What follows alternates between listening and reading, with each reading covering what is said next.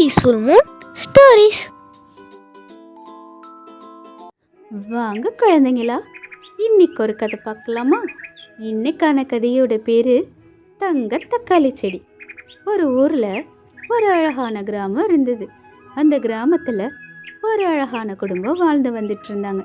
அந்த குடும்பத்தில் அம்மா, அப்பா, ஒரு பொண்ணுன்னு 3 பேர் வாழ்ந்து வந்துட்டு இருந்தாங்க. ஒரு நாள் காலையில் அந்த வீட்டில் உள்ள அம்மா அந்த அப்பா கிட்ட என்ன சொல்லிட்டு இருந்தாங்கன்னா, ஏங்க இன்னைக்கு நானும் பொண்ணும் மார்க்கெட்டுக்கு போய் காய்கறி வாங்கிட்டு வரலான்னு நினச்சிட்ருக்கேன் அப்படின்னு சொல்கிறாங்க. அதுக்கு அவங்க அப்பாவோ, சரி சரி பார்த்து பத்திரமா போயிட்டு வாங்க அப்படின்னு சொல்கிறாரு. அதுக்கு அந்த பொண்ணும், அதெல்லாம் நாங்கள் பத்திரமா போயிட்டு வருவோம்ப்பா, இன்னைக்கு எனக்கு லீவு வேறு, நாங்கள் அப்படியே மார்க்கெட்டெல்லாம் நல்லா ஜாலியாக சுற்றி பார்த்துட்டு வரலான்னு நினைக்கிறோம், போயிட்டு வரோம்ப்பா அப்படின்னு சொல்லுது. அப்புறம் அம்மாவும் பொண்ணும் மார்க்கெட்டே அப்படியே சுற்றி பார்த்துட்ருக்குறாங்க. அதில் ஒரு கடைக்காரரு, என்னம்மா கடையை பார்த்துட்டே இருந்தா எப்படி, கிட்டக்க வாங்க, வந்து என்ன வேணும்னு கேளுங்க, எல்லா காய்கறியும் நம்மக்கிட்ட இருக்குது, எல்லாமே விலை ரொம்ப கம்மி தான், வாங்கம்மா வாங்க அப்படின்னு கூப்பிட்டுட்ருக்கிறாரு.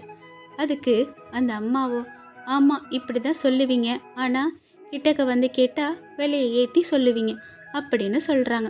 அதுக்கு அவரோ, அப்படியெல்லாம் இல்லைம்மா, நான் அந்த மாதிரி ஆளெல்லாம் கிடையாது, நம்மக்கிட்ட எல்லாமே விலை கம்மி தான், அதோட எல்லாம் நல்ல காய்கறி வேறு, உங்களுக்கு என்ன வேணும்னு சொல்லுங்கள், எல்லாம் நான் போட்டு தரேன் அப்படின்னு அந்த வியாபாரியோ பேசிகிட்ருக்கிறாரு. அப்புறம் அந்த அம்மா, சரிப்பா எனக்கு நல்ல தக்காளி கொடுங்க, ஒரு கூடை நிறைய எனக்கு தக்காளி வேணும் அப்படின்னு சொல்லிட்டு ஒரு கூடை நிறையா தக்காளியை வாங்கிட்டு வீட்டுக்கு வர்றாங்க. அப்புறம் அந்த வீட்டில் உள்ள அந்த அப்பா சாயந்தரம் வீட்டுக்கு வந்துட்டு, என்ன இவ்வளோ தக்காளி வாங்கி வச்சுருக்க, என்ன செய்ய போகிற இதை வச்சு அப்படின்னு கேட்குறாரு. அதுக்கு அந்த அம்மாவோ, ஆமாம் ஆமாம் தக்காளி வச்சு எவ்வளோ செய்யலாம் தெரியுமா, தக்காளினா தான் உங்களுக்கும் உங்கள் பொண்ணுக்கும் ரொம்ப பிடிக்குமே, அதனால தான் நிறைய தக்காளி வாங்கிட்டு வந்தேன், விலையும் கம்மியாக கிடச்சிது அப்படின்னு சொல்கிறாங்க. உடனே சரி சரி ஆமாம் எனக்கு ரொம்ப தான் பிடிக்கும், என்ன பாப்பா அதுக்குள்ளே தூங்கிருச்சு, சரிம்மா ஏதாவது செய் அப்படின்னு சொல்கிறாரு. அதுக்கு அந்த அம்மாவோ, இந்த தக்காளியை வச்சு எத்தனை வகையான உணவு செய்யலாம் தெரியுமா, தினமும் இனிமே தக்காளி வகையான உணவுகள் தான் பாருங்க, உங்களுக்கு அழுத்தே போயிடும் அப்படின்னு அந்த அம்மா கிண்டலாக சொல்கிறாங்க. அப்புறம் அதை வச்சு தேவையான உணவு வகைகள்லாம் செஞ்சுட்டு ஒரே ஒரு தக்காளி மட்டும் மிச்சமாயிடுது.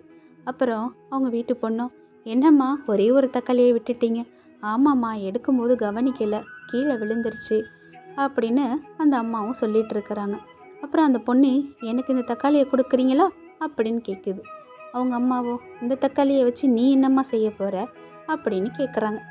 அதுக்கு அவங்க வீட்டு பொண்ணும், ஆமாம்மா இந்த தக்காளியை வச்சு நான் தோட்டத்தில் செடி வைக்கலான்னு நினைக்கிறேன், அதனால் தோட்டத்தில் கொண்டு போய் வைக்க போகிறேன் அப்படின்னு சொல்லிட்டு அந்த தக்காளியை தோட்டத்தில் எங்கே வைக்கிறதுன்னு தெரில, அப்படியே யோசனை பண்ணிகிட்ருக்கா.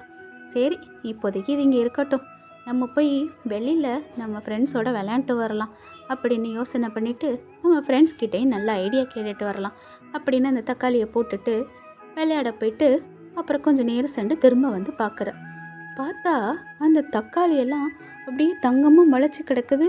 அதை அப்படியே பறிக்க பார்க்குறா.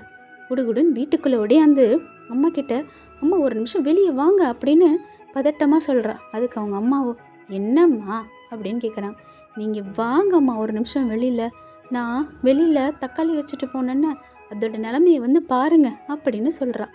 நிலமையா, என்ன சொல்கிற, இரு வரேன் அப்படின்னு சொல்லிட்டு வெளியே வந்து பார்த்தா அந்த தக்காளி அப்படியே தங்க தக்காளி செடியாக மாறி இருக்கு. என்னம்மா இது, ஒரே ஆச்சரியமாக இருக்குது, அப்படியே தங்கமாக மாறி இருக்கு அப்படின்னு சொல்கிறாங்க. அதுக்கு அந்த பொண்ணும், ஆமாம்மா இதை சொல்கிறதுக்கு தான் கூப்பிட்டேன், எனக்கு பார்க்குறதுக்கு தங்கம் மாதிரி தெரியுது, இது உண்மைதானான்னு சொல்கிறதுக்காக தான் உங்களை கூட்டிகிட்டு வந்தேன் அப்படின்னு சொல்கிறா.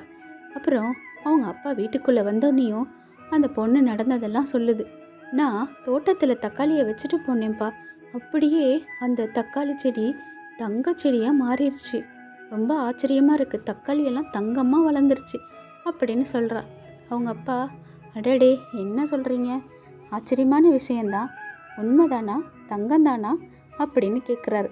அதுக்கு அவங்க அம்மாவோ, ஆமாங்க நான் கூட போய் பார்த்தேன், அது நிஜமான தங்கம்தான், அவ்வளோ அழகாக தங்கமாக முளைச்சிருக்குது எல்லா தக்காளியும், என்னன்னு ஒன்றுமே புரியலை. இதை பற்றி பேசுகிறதுக்காக தான் உங்களை சீக்கிரம் வர சொன்னேன் அப்படின்னு சொல்கிறாங்க.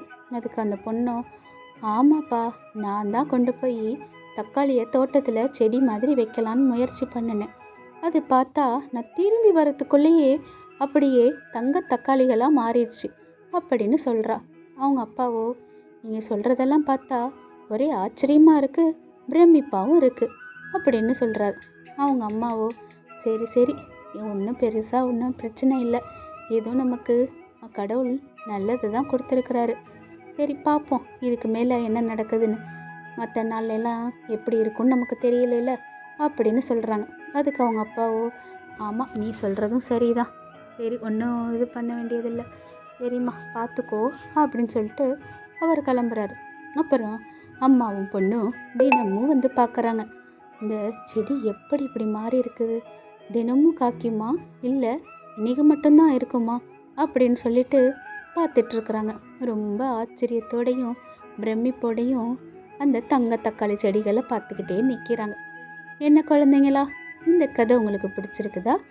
பிடிச்சிருந்ததுன்னா மறக்காமல் வீடியோ லைக் பண்ணி ஷேர் பண்ணி நம்ம சேனலை சப்ஸ்கிரைப் பண்ணுங்கள். நாளைக்கு உங்களை வேறொரு கதையோடு பார்க்குறேன்.